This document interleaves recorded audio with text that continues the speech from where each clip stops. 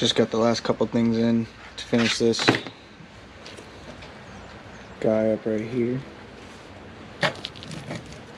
So this is 160 millimeter. I don't know how big the one on it is, but it's a lot smaller. So we're upgrading to this guy. Means we're gonna have to shave down the pin, like I've done in some of the other videos inside of this, because it's pretty much 3 millimeters. The other one's 2. So we're gonna shave a millimeter off the pin on that brake setup, but then we should be able to just throw this brake right on, and it'll all line up from that bracket. Make some spacers. We're almost done. Mess with our back end a little bit here. I think we put a bigger spring, which means I then gotta put a bracket under here. So I'm gonna put one under here and leave this one, I think. Leave this one, put a new one underneath. That way you got options for different shocks you can run. Other than that, we got a longer brake cable in, so we'll be able to run all that and we'll be good to go. Also got in a new tube for the back tire. And should be plenty long. Alright, so the brake I'm gonna use, the spot where your cable goes in is a little bit too small for the cable we have, because we have a pretty heavy duty cable. So we're gonna drill it out. Super easy. Just gonna make this hole slightly bigger. Well, finally happened. Broke a head off a bolt. These are notorious for doing that crap anyway. But anyway, I wanted to show you the difference here. Here's the old disc. Here's the new disc. Oh yeah, it's gonna give us exactly how much we need to really be able to have a good grip with the brake. So now we gotta drill and tap this real quick so we can put it back together. What would have taken 2 seconds, it's gonna take 20 minutes now. Alright, we got that hole tapped, got a new bolt in it, everything's good. About ready to put it back on, but as we recall, we've got to, there's a little pin in here that pushes these pads together. We've got, when this lever goes in, we've got to slim that down by like probably 1.5 millimeters, 2 millimeters. So I'm going to show you guys how I do that.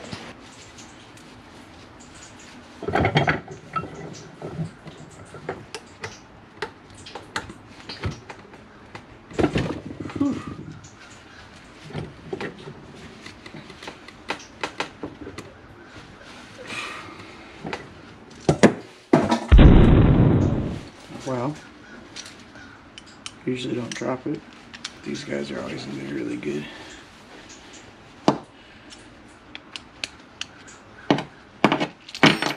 Boom. That's what we're going to shave down just a little bit. What that does is pushes the pad into the other pad, which these have a little spring, that's what keeps them apart. So you push this in. Alright, so like we said, we want to trim this down about 2 millimeters. And what I'm thinking is the width of the tip of this Sharpie here is about 2 millimeters. And I'd be correct. So we're going to take a Sharpie's width off with the grinder real quick, pop it back in, and we should be good to go. We grinded it down a good bit. Should be pretty much just right where we want it. These pads just pop right in.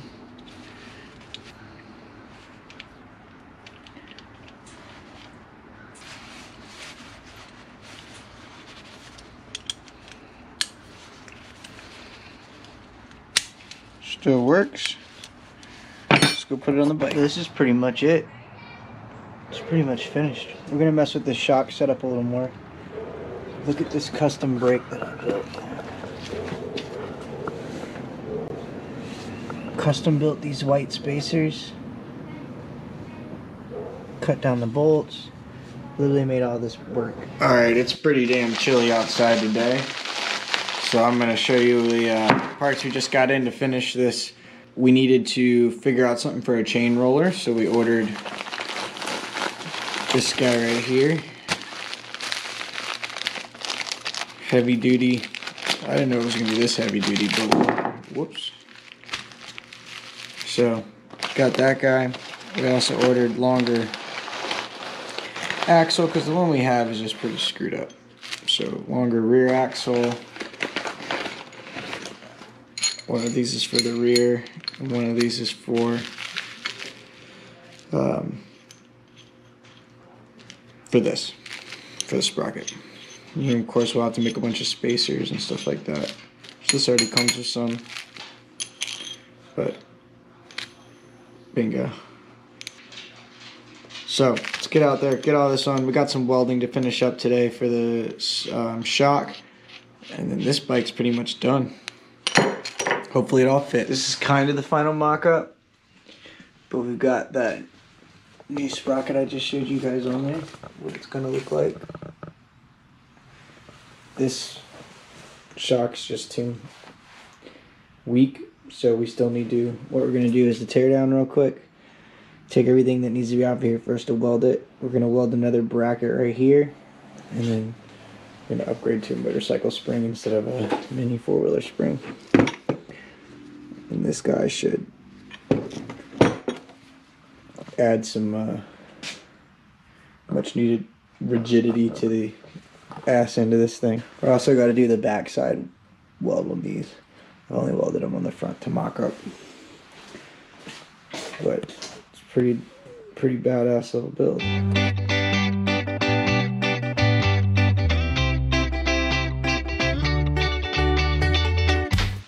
Got it broken down. I've already cut out this piece that we're gonna weld right in here. I've already made it fit by grinding that piece down. This piece fits in perfect. Then our swing arm here is gonna go right up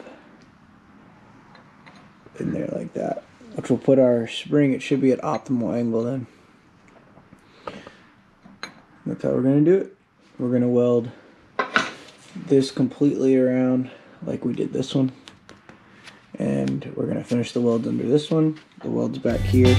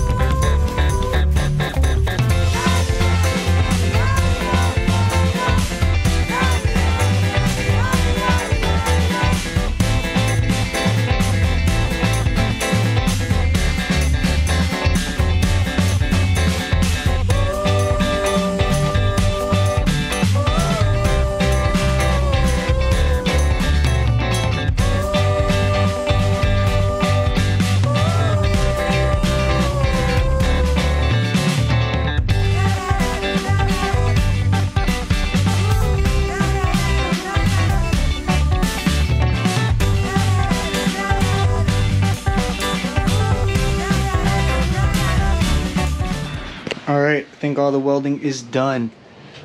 Got this bracket welded completely on. Some of the welds, like these, are really pretty. Some, like the inside of here, aren't that pretty. What's really annoying is my outside weld here looks way worse than my inside welds do, but whatever. At least we know they're strong. Let's flip this thing back over and get it back together.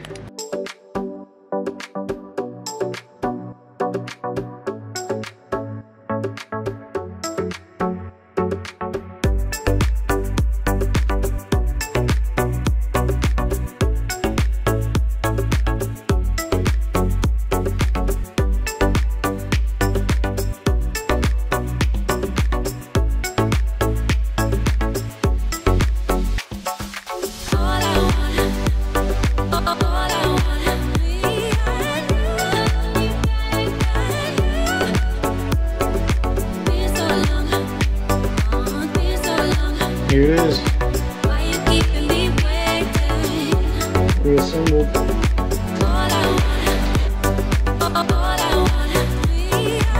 All custom.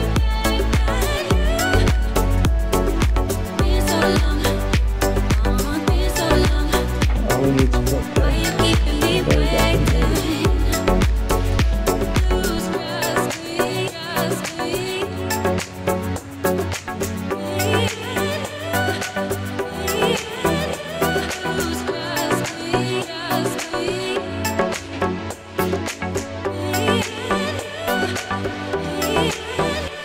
now it's perfect.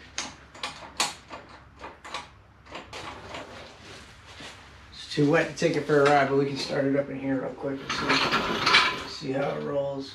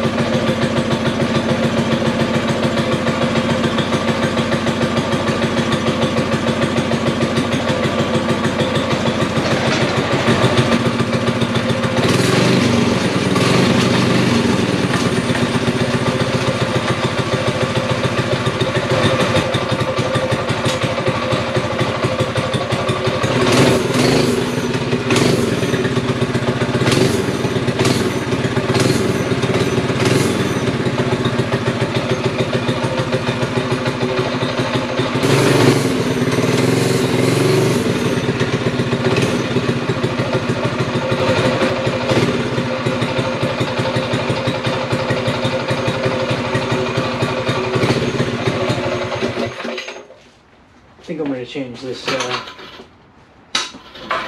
roller setup real quick. Got a better idea.